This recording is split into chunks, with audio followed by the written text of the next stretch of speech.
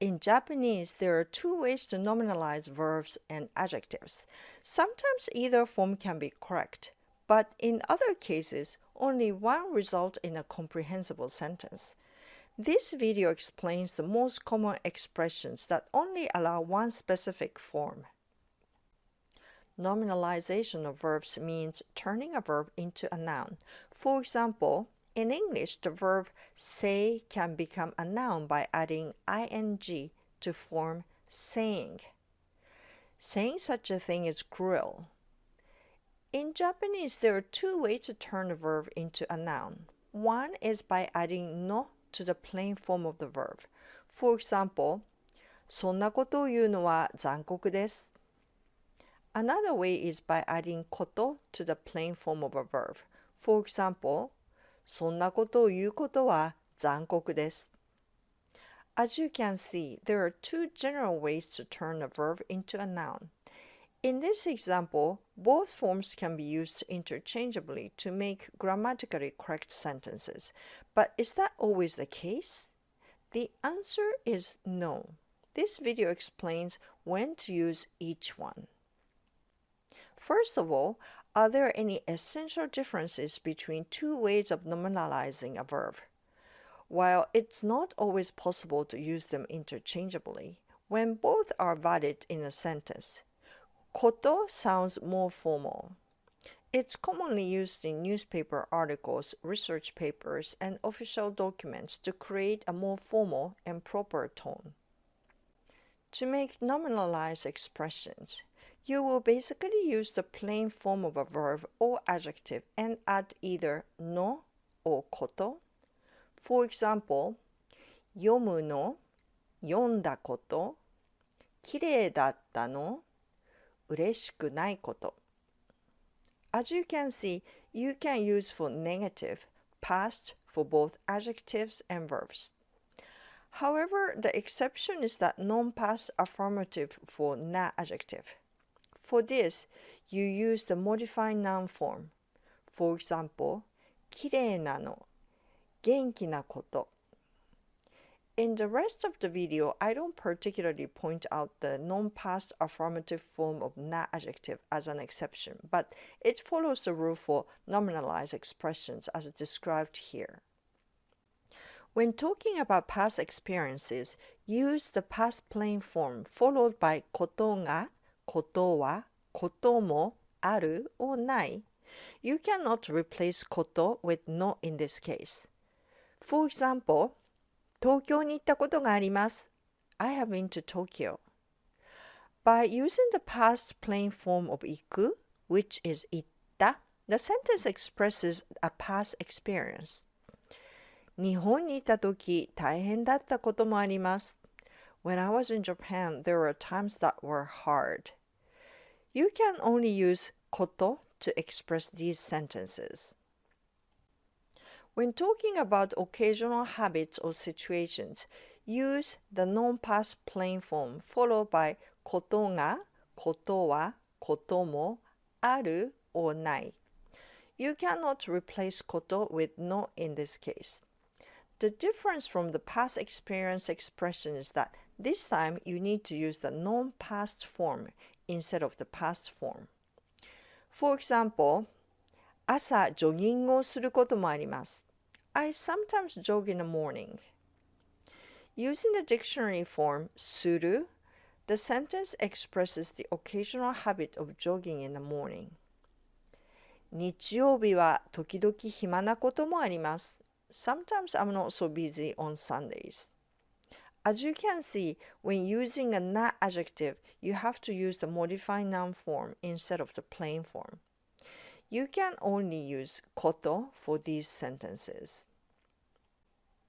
When you want to describe end up becoming, you say ことになる. You can use non-past version of verb or adjective followed by ことになる. Please note that this is different from becoming something. For example, 山田さんが休みなので私が会議に出ることになりました。Because Mr. Yamada is off, I ended up attending the meeting. それは大変なことになりましたね。It ended up becoming a big trouble. For this expression, you can only use こと。When you talk about can do something, you have to use こと。For this sentence structure, you can only use a verb dictionary form. For example, 山田さんはギターを弾くことができます。Mr. Yamada can play guitar. 明日は休日なので少しゆっくりすることができます。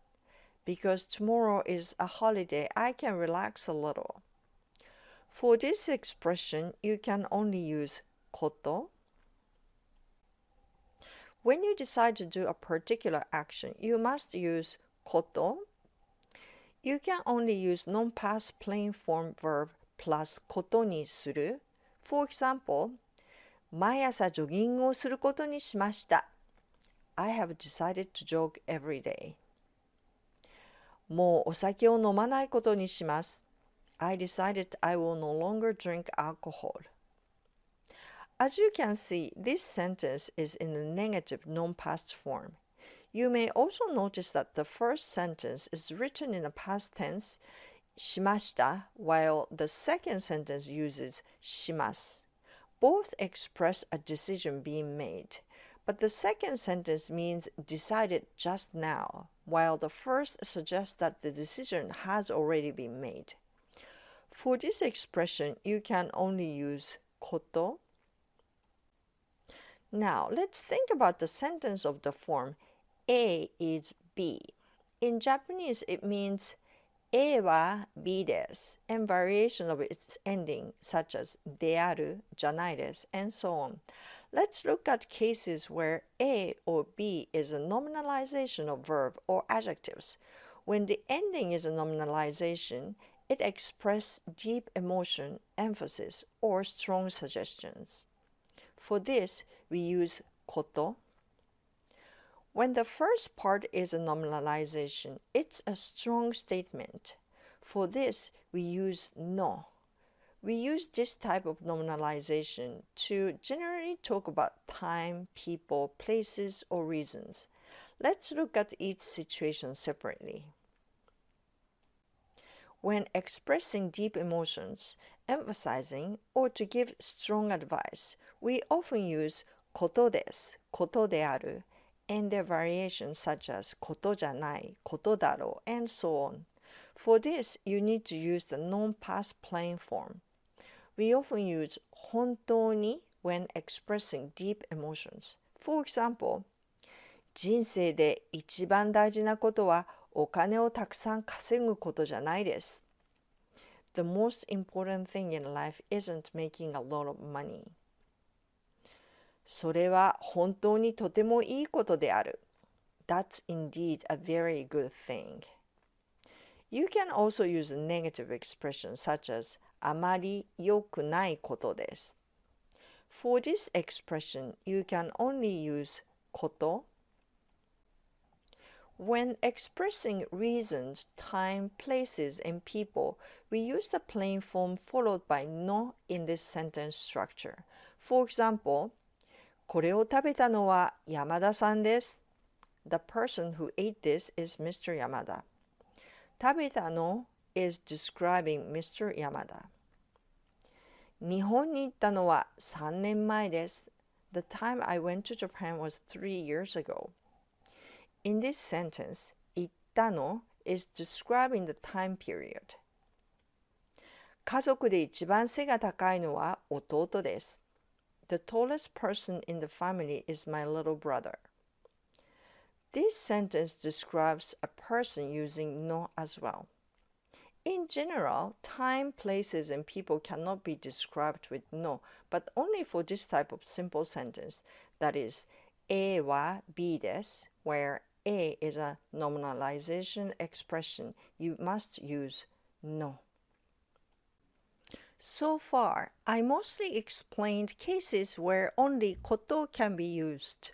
But are there more cases where only の can be used?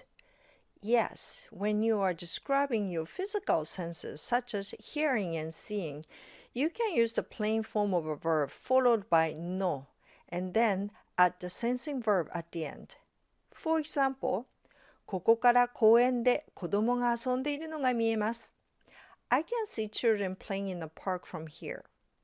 Using the ている form of ongoing action, 遊んでいる is the plain form of the verb, then adding no for nominalization. You cannot use こと。昨日山田さんが金メダルを取ったのを見ました。Yesterday I saw Mr. Yamada getting a gold medal. In this sentence, the past plain form 取った is used to describe the things happened in the past.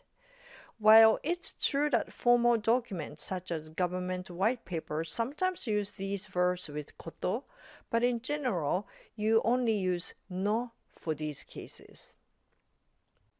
Some verbs can only use no when nominalizing a direct object. For example, 待つ to wait and 手伝う to help with doing something are two such verbs. For example, 子供が食べ終わるのを待っています。I'm waiting for the children to finish eating. We don't say 食べ終わること in this sentence. 昼ご飯を作るのを手伝いましょうか May I help you with making lunch? There are other verbs such as やめる to stop and 邪魔する to interfere, but these particular verbs require nominalization with no when another verb is used as their direct object. Here's a summary of what was discussed in the video. This is by no means a complete list. However, it includes expressions that are frequently used in everyday conversation. When talking about past experiences, we use ことがあります. We also use ことがあります to describe occasional habits and situations. In this case, instead of using the past tense nominalization, we use the non-past form. When you want to say ending up becoming something, we say ことになります.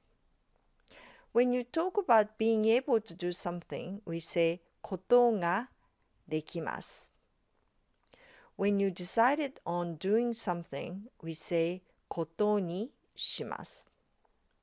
When you use a nominalization expression at the end, you say ことです、ことである.